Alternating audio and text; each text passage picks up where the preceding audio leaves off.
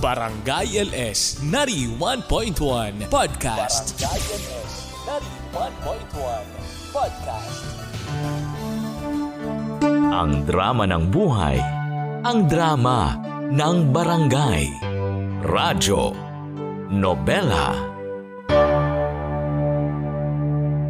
Iba-iba ang swerte natin sa buhay. Minsan natatagpuan natin ito sa pagkakaroon ng mga material na bagay. At kung minsan naman, nasa atin itong mga anak. Ikaw, kabarangay, gaano ka kahandang alagaan ang isang batang hindi naman nagmula sa'yo? Sabay-sabay po nating tunghayan ang kwento ng ating letter sender na si Bettina dito sa Radyo Nobela. Si Mama Ganda sa Radyo Nobela.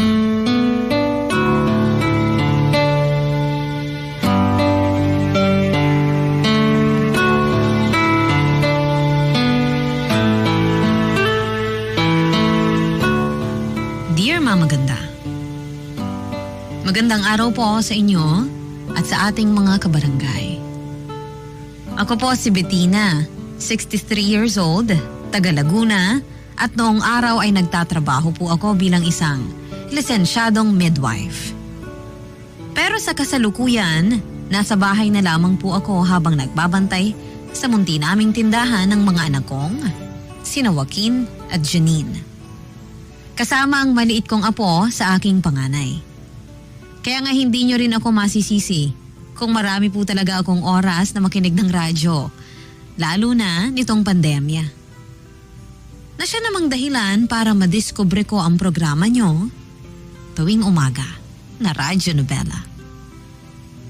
Matapos noon ay hinimok na nga ako ng anak kong si Janine na ibahagi ang kwento ng buhay ng aming pamilya. Bagay na sinang-ayunan ko rin naman dahil namimiss ko na rin po ang pagsusulat katulad noong nasa high school pa lamang ako.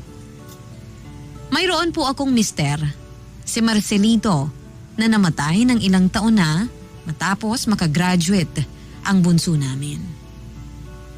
Isa po siyang public school teacher.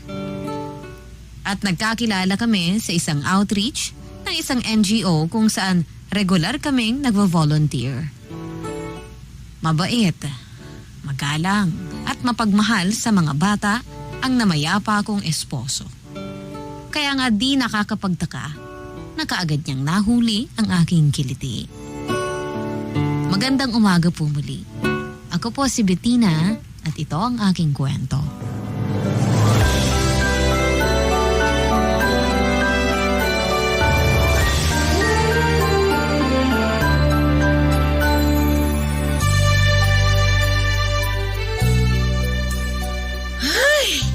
Mahal, pang ilang piti mo na yan?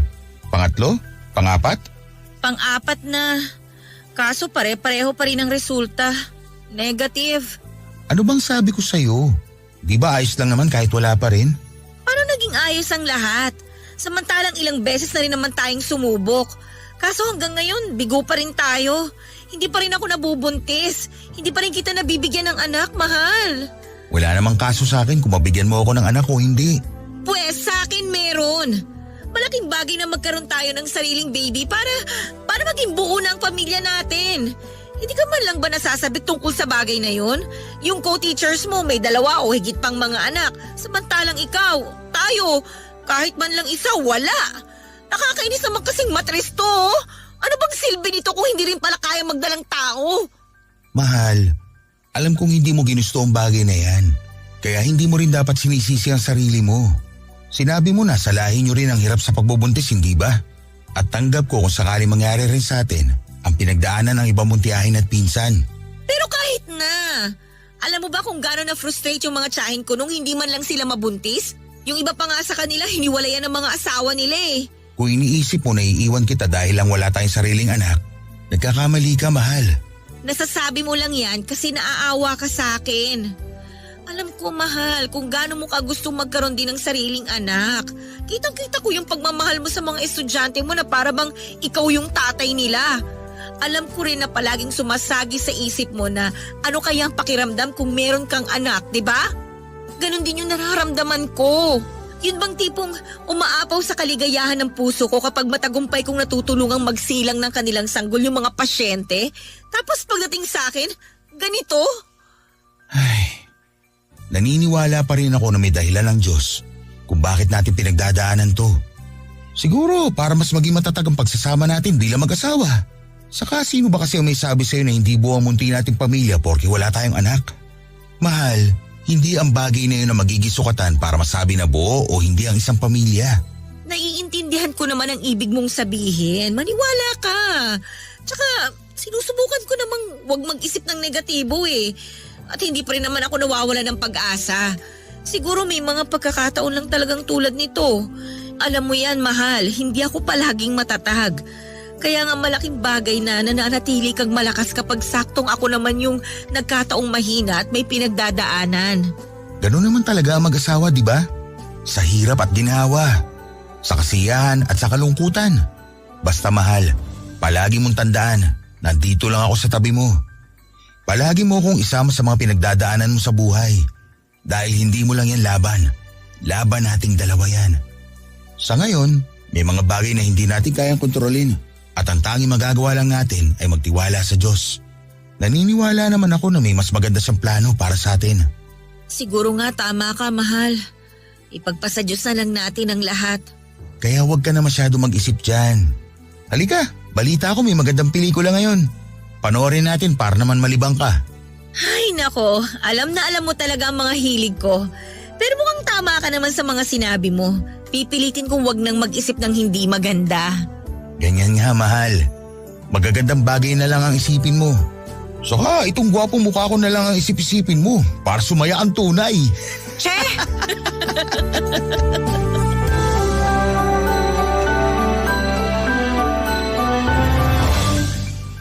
Dahil isang guro, isa sa mga katangian ng mister ko na nagustuhan ko sa kanya noong araw ay ang pagmamahal niya sa mga estudyante niya.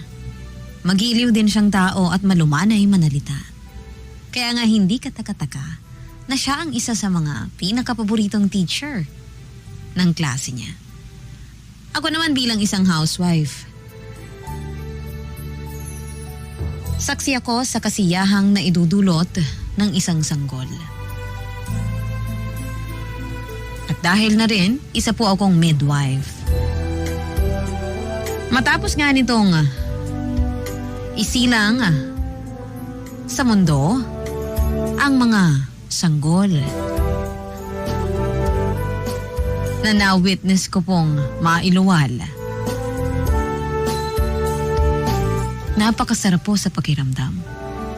Kaya malaking dagok sa aming mag-asawa ang hindi pagkakaroon ng sarili naming anak. Bilang isang kabataan noon, kinalaghan ko na ang importansya ng pagkakaroon ng anak ng isang mag-asawa.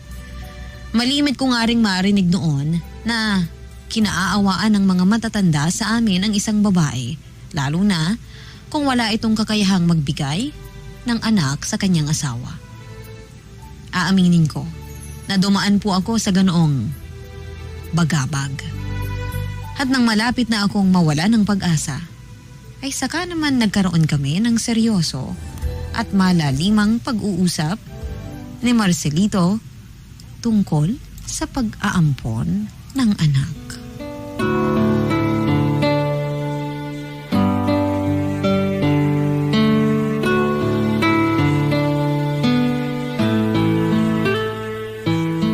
Seryoso ka ba sa gusto mong mangyari, mahal? Naisip ko lang naman na i-suggest sa'yo para mapag-isipan mo. May mga kakilala ko na naging maayos naman yung pag-aampon nila. Mga katulad din natin sila, mahal. Gusto magkaanak pero hindi pinagkalooban. Kaya naman sinubukan nilang tumingin ng iba pang opsyon. Pero mahal, hindi ka man lang ba... Huwag mo sanang mamasamain ha. Hindi ako kontra sa pag-aampon natin ng bata. Kaya lang ibig sabihin nun parang tinatanggap na rin natin na hindi na nga tayo magkakababy ng sarili. Hindi naman natin inaalis ang posibilidad na baka isang araw, dinggin din ng langit ang pangarap natin magkaroon ng sariling anak. Pero naisip ko lang na habang hindi pa nangyayari yun, bakit hindi natin gawing instrumento ang mga sarili natin? At magsilbi tayong mga magulang sa isang bata na pinagkaitan ng aruga. Mahal, alam ko na mahalaga pa rin na sarili nating dugo at laman ng batang aalagaan natin. Pero hindi rin naman masama kung magiging bukas ang ating puso para sa iba na nangangailangan din ng ating talinga. Kahit kailan, hindi kakulangan sa isang mag-asawang hindi nila pagkakaroon ng anak. Ay, pero wag mo sanang isipin na pinupuwersa kita, okay? Importante pa rin sa akin na gusto mo ang isang bagay dahil ayoko na magsisi ka sa huli. Saka kung ayaw mo, sigurado namang maiintindihan ko yun. Hindi ko alam kung paano ako naging ganito kapalad dahil ipinagkaloob ka ng Diyos sa akin bilang asawa ko, mahal. Napakahusay mong magsalita. Alam na alam mo palagi kung paano ipaliwanag ang isang bagay o sitwasyon sa paraang mas mauunawaan ang nakikinig sa'yo. Teacher ka nga talaga. Oh, tignan mo to ng bola pa. Uy, hindi pambobola yun. Totoo ang lahat ng sinabi ko. Tungkol naman dun sa suggestion mo, umasa kang pag-iisipan ko yon, mahal. Sa totoo lang, wala namang kaso sa akin kung mag-ampon tayo ng bata eh. Ang iniisip ko lang talaga ay yung iisipin ng ibang tao at kung paano sila tatratuhin ng mundo paglaki nila. Ay, ayoko na isang araw, uuwi yung anak natin dito sa bahay, umiiyak dahil tinukso siya ng mga kaklase na ampon siya. Alam ko naman na gagawin natin ang lahat para maprotektahan ang magiging anak natin kung sakali. Kaya lang, hindi naman natin palaging magagawa yun eh. At ngayon pa nga lang parang pinipiga na yung puso ko sa sakit kung sakali mang maranasan niya yung bagay na yun. Ikaw na ang may sabi. Poprotektahan natin ang magiging anak natin sa mga mapanghusgang tao. Tayo ang mga magulang niya. At gagawin natin ang lahat ng ating makakaya para maging ligtas siya. Dito pa lang sa loob ng bahay, sisiguruhin na natin na hindi siya magkukulang sa pagmamahal. Dahil responsibilidad natin yun bilang mga magulang.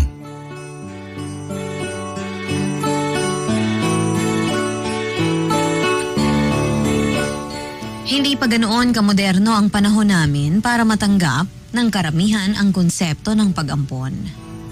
Tulad nga ng nasabi ko, namulat ako sa kapaligiran na para bang isang malubhang karamdaman ang hindi pagkakaroon ng sariling anak.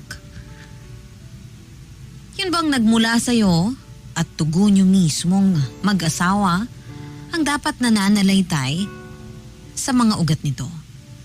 Kaya nga aaminin ko na nag-aalinlangan din ako tungkol sa suhestyon ni Marcelito na kung hindi nga kami biyayaan ng sarili naming anak, ay mag-ampon na lamang kami. Maraming bata ang ipinapanganak ng walang kinikilalang magulang. At marami ring mga magulang na tulad namin naghihintay na magkaroon ng anak. Minsan hindi talaga patas ang mundo at hindi kaagad ibinibigay ng langit ang bagay na gusto natin. Kaya nga imbes na magtampo at isipin na galit sa atin ang Diyos, bakit hindi natin subukang yakapin at tanggapin ang ating sitwasyon? Bagay na ginawa nga namin ni Marcelito. Kaya buong puso at magkasama naming itinuloy ang plano naming mag-aampun kami ng bata. At isa yon, Mama Ganda. Para sa akin, na pinakamagandang desisyon na napagsang-ayunan namin ng asawa ko. Barangay LS 91.1 Si Mama Ganda sa Radyo Nobela.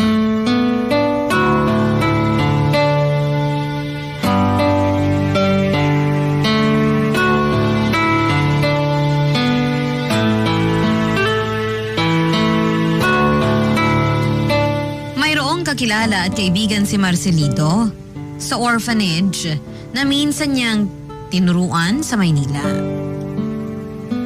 Kaya nga hindi na rin kami nahirapan.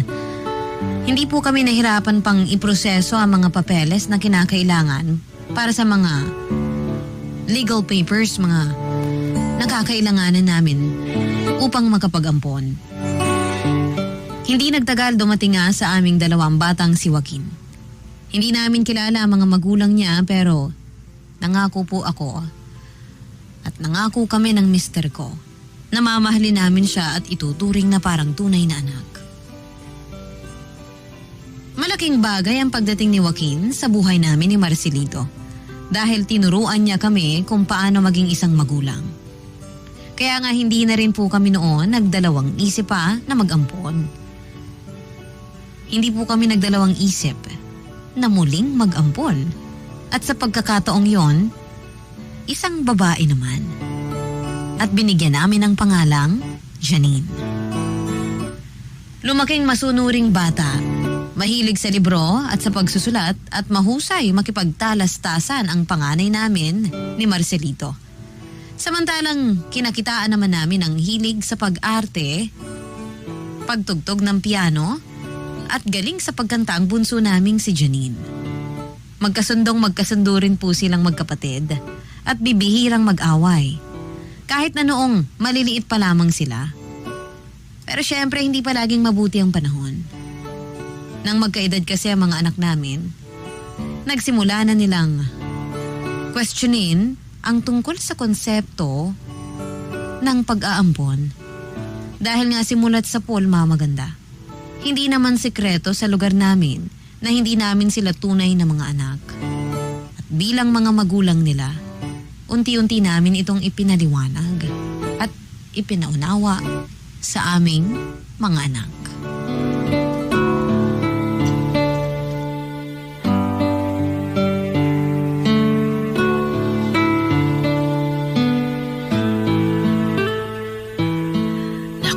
Bango ng tinolang manok. Siguradong mapaparami na naman ang kain ng mag-aama ko.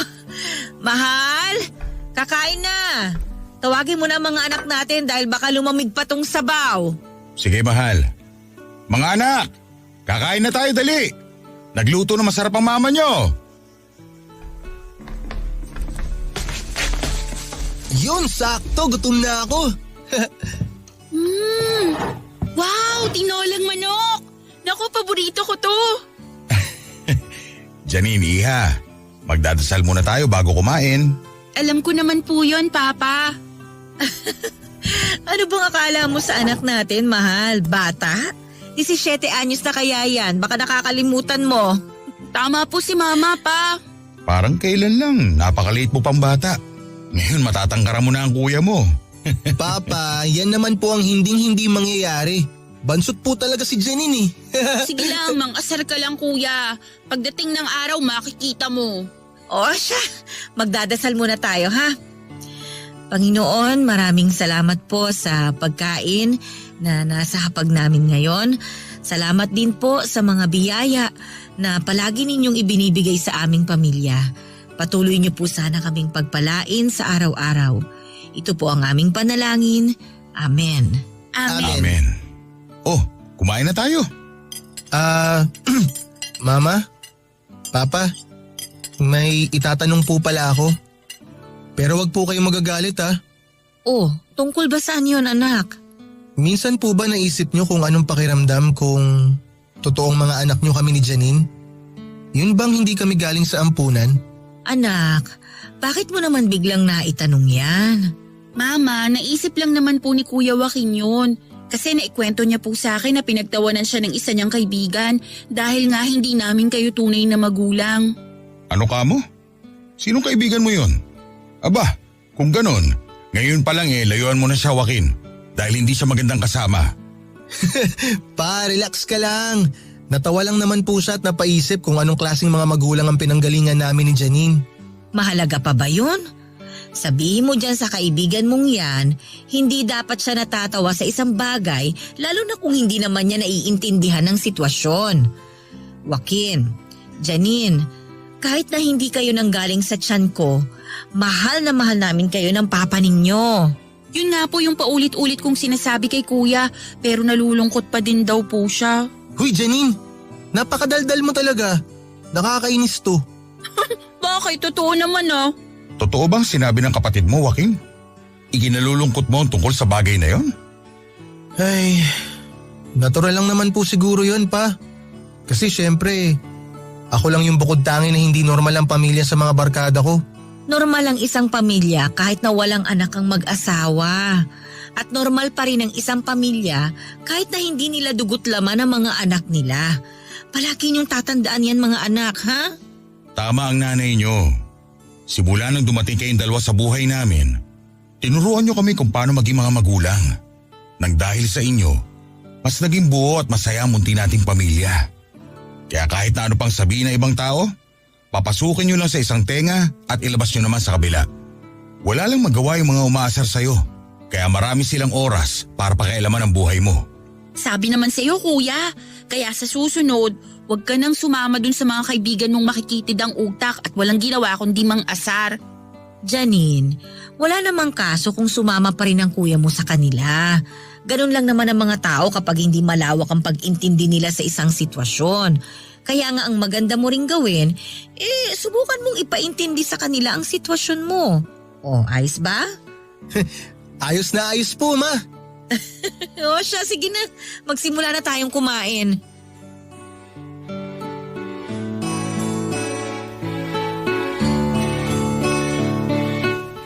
Totoo ang kasabihan na habang lumilipas ang panahon, nadadagdagan ang kaalaman at mas lalong natututo ang isang tao.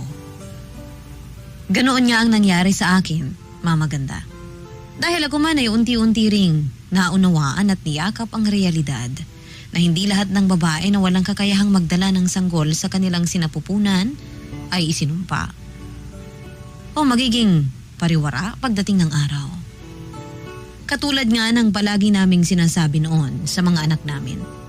Sinalba nila kami ni Marcelito. Tinuruan nila kami kung paano maging isang magulang. Kaya hindi malaking bagay o usapin kung nanggaling man sila sa amin o hindi. Lumipas pa ang ilang taon at habang nag-aaral noon sina Joaquin at Janine, may isang tagpo sa aming pamilya. Ang hindi ko po talaga makakalimutan. Iyon ay ang minsang umuwi sa aming bahay na luhaan, putok ang nguso at maraming pasa sa mukha ang aming panganay. Samantalang magulo naman ang buhok at maputik ang damit ng bunso namin. Doon nga namin nalaman na nakipag-away ang mga ito sa mga kaedad nila na walang ginawa kundi tuksuhin sila sa kanilang pagiging ampon.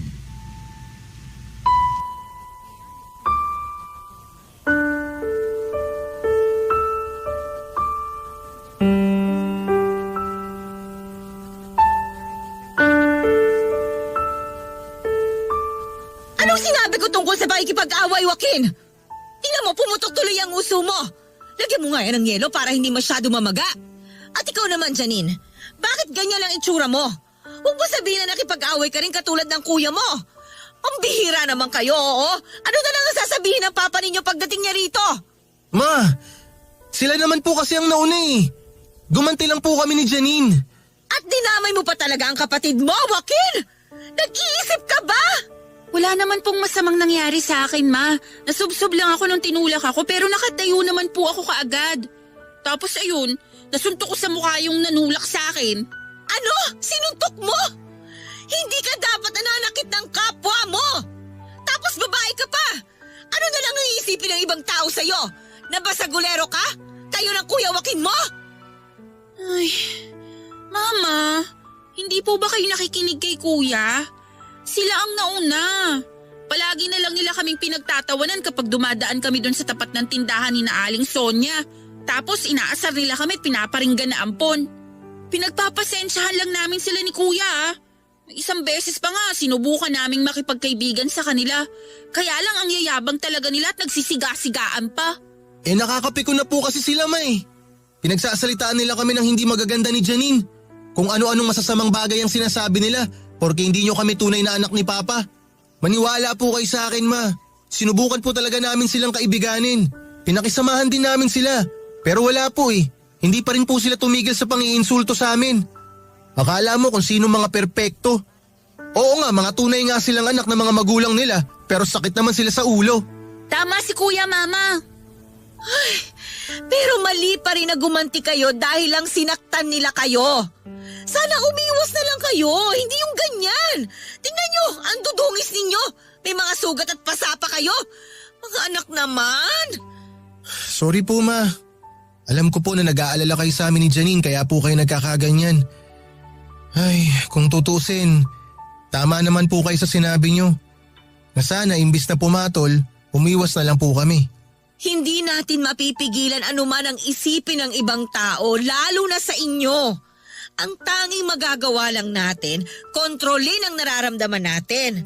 Kung hindi naman kapaki-pakinabang ang mga sinasabi nila, ay huwag niyo na lang pakinggan.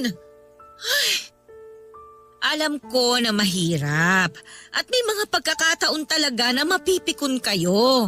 Pero kayo lang din ang talo sa huli kapag pinatulan ninyo yun. Mabuti pang umiwas na lang kayo. Ayoko nakikita kayo na nagkakaganyan. Pero ma, minsan po kasi kahit anong gawin namin ni Janine na huwag pansinin yung mga pasaring tsaka yung hindi magagandang sinasabi ng ibang tao tungkol sa pagiging ampon namin, hindi pa rin po talaga namin mapigilan na huwag masaktan eh. Marami na rin akong hindi nakasundo sa mga dati kong kaibigan dahil inaasar nila ako na baka raw pag nagka-baby ako, ipaampon ko rin.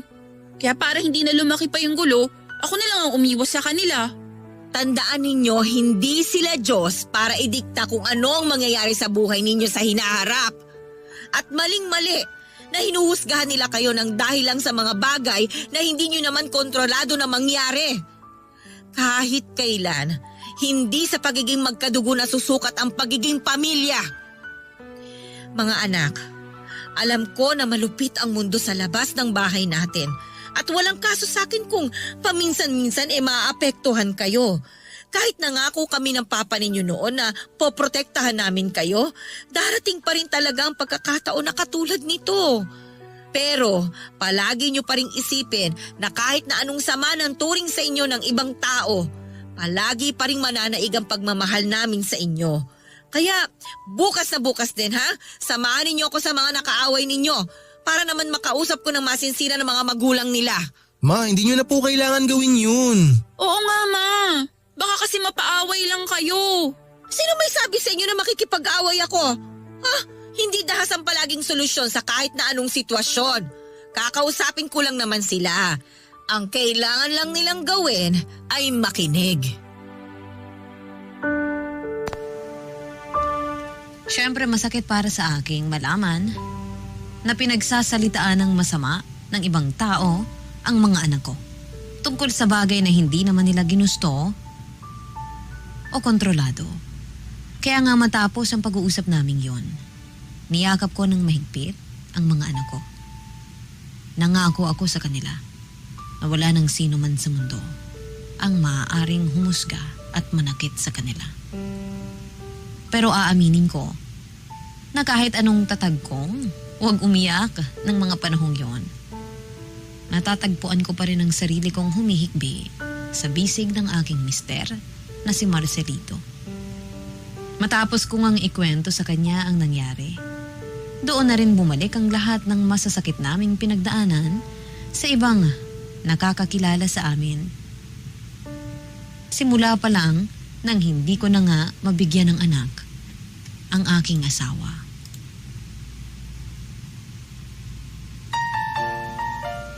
Masakit, Mama Ganda. Bilang isang babae, ang hindi makapagluwal ng isang sanggol. Pero kahit pala hindi mo tunay na anak at tinuring mo na parang isang tunay na pamilya, pag sinasaktan sila ng ibang tao, ay masakit na masakit pa rin.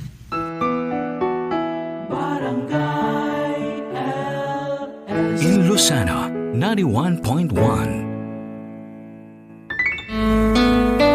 Si Mama Ganda sa Radyo Nobela.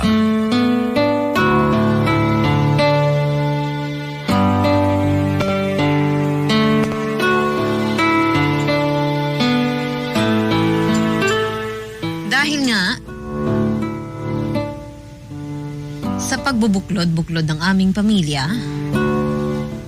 at namayaning pagmamahalan sa aming sambahayan, dumating din yung araw na hindi na naging malaking bagay sa amin ang usapin tungkol sa hindi namin kadugo ang mga anak namin.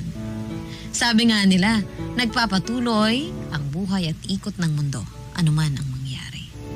At ganoon na nga ang ginawa namin hanggang sa dumating yung araw na nakapagtapos na po ng pag-aaral si Joaquin. Tulad ng kanyang ama, pagtuturo rin po ang kursong kinuha ng aming panganay. At kahit na pinaghahandaan pa lamang niya ang pagkuha niya ng lisensya, sobrang proud na po agad kami ng kanyang ama. Kaya lang ng taon ding yon, Mama Ganda. Tinamaan ng malalang karamdaman ng aking asawa. Nagsimula lang yon sa pangihina ng kanyang katawan isang araw. At nang dalhin namin siya sa isang doktor, nadiskubre po namin na meron pala siyang sakit sa bato. Iyon din ang dahilan kung bakit mas maraming araw na nanatili si Marcelito sa bahay kesa ang pumasok sa paaralan upang magturo.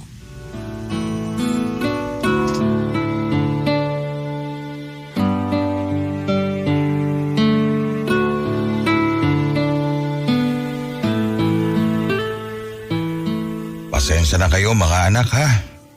Kung hindi siguro ako nagkasakit, wala sana tayong malaking gastusin ngayon. Papa, wag niyo na pong isipin yun. Ang mahalaga po, bumuti ang kalagayan niyo at gumaling kayo ng tuluyan. Tama po si Kuya pa. Oh, narinig mo ba ang sinabi ng mga anak mo, mahal? Kaya nga kung ako sa'yo, magpalakas ka. Kumain ka ng masusustansyang pagkain at magpahinga katulad ng bili ng mga doktor sa'yo. Sa totoo lang, nangangalay na nga likod ko sa kakahiga. Namimiss ko na ang pagtuturo. Ilang taon na lang malapit na ako magretiro. Kaso nang dahil sa pagkakasakit ko, baka mapaga pa yata. Alam namin ng mga anak mo kung gaano mo kamahal ang pagiging guro. Kaya nga tingnan mo si Joaquin. Sumunod sa yapak mo. Isa na rin siyang teacher na katulad mo, mahal. Kaya nga ipinagmamalaki ko ang panganay natin. Ako rin po, Papa. Kapag nakagraduate ako, siguradong magiging proud din kayo sa akin ni Mama. Janine, anak. Ngayon pa lang proud na kami sa'yo ng papa mo. Kayo ng kuya mo ang karangalan at tagumpay namin. Salamat kasi patuloy niyo kaming binibigyan ng kasiyahan. Kayo po ang dahilan kung bakit kami matagumpay, Mama. Kayo po ni Papa ang inspirasyon namin ni Janine para po makapagtapos kami ng pag-aaral. Kaya nga po ngayon nag-graduate na ako. Gusto ko pong bumawi sa inyong dalawa ni Papa. Alam po namin ni Janine na malaki ang pangangailangan ng pamilya natin sa pera. Lalo na po ngayon na nagkasakit si Papa. Kaya po bilang panganay at ngayon na may kakayahan na po akong tumulong, ako na pong bahala sa pag-aaral ni Janine hanggang sa makagraduate po siya. Ay, nga po pala Mama, Papa, may magandang balita po ako sa inyo. Natanggap na po ako dun sa private school na in-applyan ko last week. Magsisimula na po ako this coming Monday. Pero anak, di ba, nagre-review ka para sa licensure exam mo? Paano ka makakapag-concentrate niyan kung magtatrabaho ka na? Papa, hindi naman po ko hihinto sa pag-abot ko sa pangarap ko na maging licensed teacher katulad nyo. Pero alam ko po kasi na kailangan ko po munang isang tabi yung bagay na yon pansamantala. Kasi meron po akong responsibilidad sa pamilya natin na kailangan kong gampanan. Tsaka po Papa, isang taon na lang naman po gagraduate na si Janine eh. Kung tutuusin, maiksing panahon na lang naman po yun. Ayoko lang po kasi talaga na mamroblema kayo ni Mama tungkol sa pera. Lalo na po't pwede ko naman kayong tulungan. Kung ganon, maraming salamat anak. Nakakataba ng puso yung malasakit mo para sa pamilya natin. Hindi ko po kayang talikuran ng mga taong nagmamahal sa amin ng gusto ni Janine, Papa. At kayo po yun ni Mama. Alam ko po na pagsubok lang po itong nangyayari sa atin at malalampasan din po natin to. Basta wag lang po tayong mawawalan ng pag-asa na magiging maayos rin po ang lahat sa uli. Tama po si Kuya. Patuloy pa rin po kaming magsisikap sa buhay at mga career namin. Hindi lang para sa mga sarili namin, kundi lalong-lalo na po para sa inyo. Ito na rin po ang paraan namin ng pagtanaw ng utang na loob sa walang hanggang pagmamahal na ibinigay at ibinibigay niyo sa aming magkapatid kahit na hindi niyo kami totoong mga anak. Sa puso at isip namin ng papa nyo, tunay na mga anak namin kayo. Kaya maraming salamat sa dedikasyon at pagmamahal ninyo sa pamilya natin. Wala kaming ibang hangad, kundi ang patuloy ninyong pagtatagumpay sa buhay, mga anak.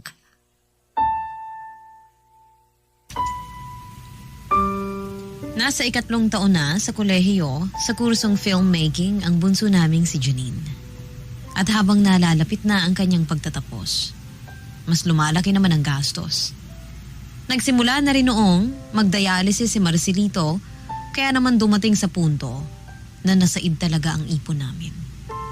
Hindi na rin naging sapat ang kinikita ko sa maliit na klinik na pinagtatrabahuhan ko bilang midwife.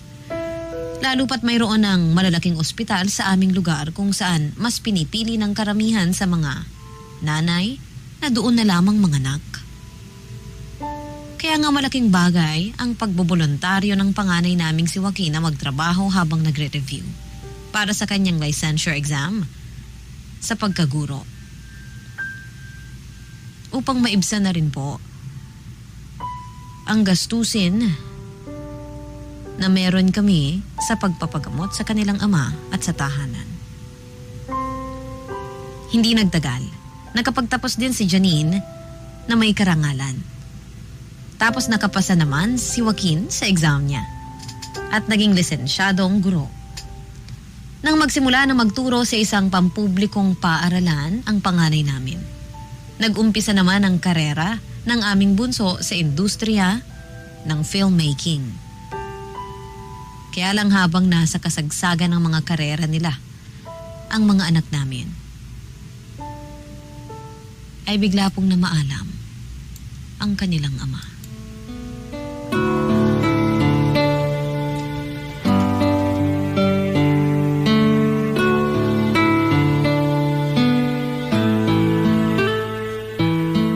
Mga anak, pwede ba nating puntahan ang puntod ng papa ninyo bukas? Malapit na kasi ang birthday niya. Baka magtampo yun dahil hindi na natin nadadalaw. Tatapat kasi ng weekday yung mismong birthday ng papa ninyo. At sigurado na may pasok kayo noon. Kaya naisip ko na bukas na lang natin siya dalawin dahil linggo. Sakto wala kayong pasok. Wala pong problema, ma, kung sa mismong birthday po ni Papa tayo dadalaw sa kanya. Nakapag-leave naman na po ako sa trabaho sa eksaktong petsa ng birthday ni Papa. Pero kung gusto niyo pa rin pong pumunta bukas, pwede rin naman po. Ako rin po, ma, nakalib na sa trabaho sa birthday ni Papa. Alam po namin ni Kuya na miss niyo na si Papa. Kami rin po, ma, miss na namin siya. Ay, paano po kaya, no? Kung hanggang ngayon buhay pa rin si Papa at magkakasama pa rin tayo? Nako, sigurado na lalong ikagagalak ng puso ni Marcelito na makitang nagtatagumpay kayong magkapatid sa buhay ninyo. Pero kahit na wala na siya ngayon, alam ko, nararamdaman ko na masayang masaya siya. Mahal na mahal namin kayo ni Janine, ma. Naging mabuting huwaran po kayong dalawa ni Papa sa buhay namin. Salamat po sa pagmamahal ninyo sa amin, ma. Maswerte po kami kasi kayo po ni Papa ang naging mga magulang namin. Ilang beses ko bang dapat sabihin na kami ng papa ninyo ang maswerte dahil dumating kayong dalawa sa buhay namin? Maraming beses na po. Hindi na nga po namin mabilang. At hindi ako magsasawa na sabihin ang bagay na yon hanggat nabubuhay ako sa mundong ito. At alam ko na kahit si Marcelito ay sasang-ayunan ako. Ma, kahit na po may sarili na kaming pamilya ni Janine, hindi po namin kayo makakalimutan ni Papa. Sana talaga, no? Pwede tayo magsama-sama habang buhay. Ay, bigla ko po tuloy naalala yung araw na namatay si Papa. Pakiramdam ko po, may parte ng puso ko na kasama niyang nilibing. Sana may paraan para hindi na kayo mawala sa amin ni Kuya. Sana pwede tayong mabuhay ng mas matagal. Sana wala nang magkakasakit sa atin. At sana, hindi na rin dumating yung araw na magkakahiwalay po tayo. Mga anak, may dahilan ng Diyos kung bakit pinagpahinganan niya ang papa ninyo. Meron din siyang plano kung sakaling ako naman ang kukunin niya. Basta, palagi niyo lang tandaan na kahit hindi na tayo magkakasama sa mundong to, hindi pa rin mapuputol ang ugnayan natin bilang isang pamilya. Kahit kailan, hindi ko makakalimutan yung araw na dumating kayo sa amin. Simula nun, ipinangako ko na sa may kapal na aalagaan ko kayo, mamahalin at ituturing na tunay na mga anak. Hindi man kayo nang galing sa akin, pinaramdam nyo naman sa akin kung paano maging isang ina. At sapat na ang bagay na yon para mag-umapaw sa labis na kasiyahan ng puso ko. Mahal na mahal ko kayo mga anak. Mas mahal po namin kayo, ma. Payakap nga po. Nakakamiss naman po maglambing sa inyo, ma. Uy, ako rin! Isali niyo ako sa yakapan na yan! Naku, mga anak ko ang lalaki na. Parang nung araw pareho pa kayong bansot. Ang alam ko po si Janine lang ang bansot sa amin eh. Excuse me kuya, mas matangkad na ako sa'yo ngayon ng 1 inch. Wow, nasukat mo pa yun? Syempre no, matagal ko kayang hinintay yung araw na mas tumangkad ako sa'yo.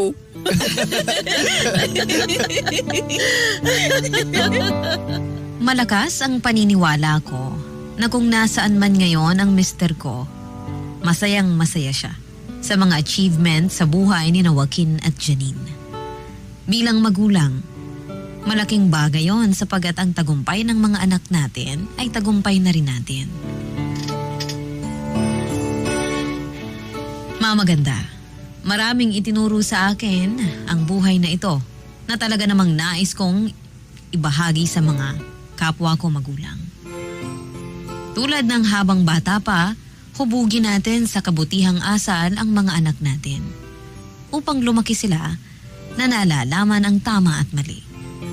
Ituro natin sa kanila na maging bukas at malawak ang pag-iisip, lalong-lalo na sa mga sitwasyon na wala na sa atin ang kontrol. At higit sa lahat, punuin natin ang pagmamahala ng ating sambahayan upang maipasa nila ito sa susunod na henerasyon. Maraming salamat po sa pagpili nyo sa aking kwento upang maitampok sa inyong programang Radyo Nobela. Malaking bagay po para sa aming pamilya na maibahagi sa iba ang istorya ng aming buhay. Lalo na sa mga tao na may kapareho naming sitwasyon. Ako po ang inyong forever kapuso at kabarangay,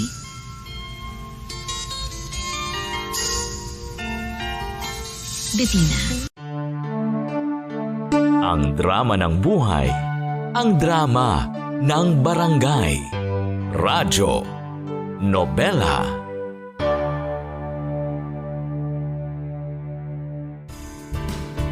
Hello mga kabarangay! Nagustuhan mo ba ang itinampok na kwento natin ngayon? Huwag kakalimutan na i-follow ang Barangay LS Nari 1.1 Podcast at ang iba pa naming social media accounts. Huwag din kakalimutan ang pakikinig sa Barangay LS Nari 1.1 Forever!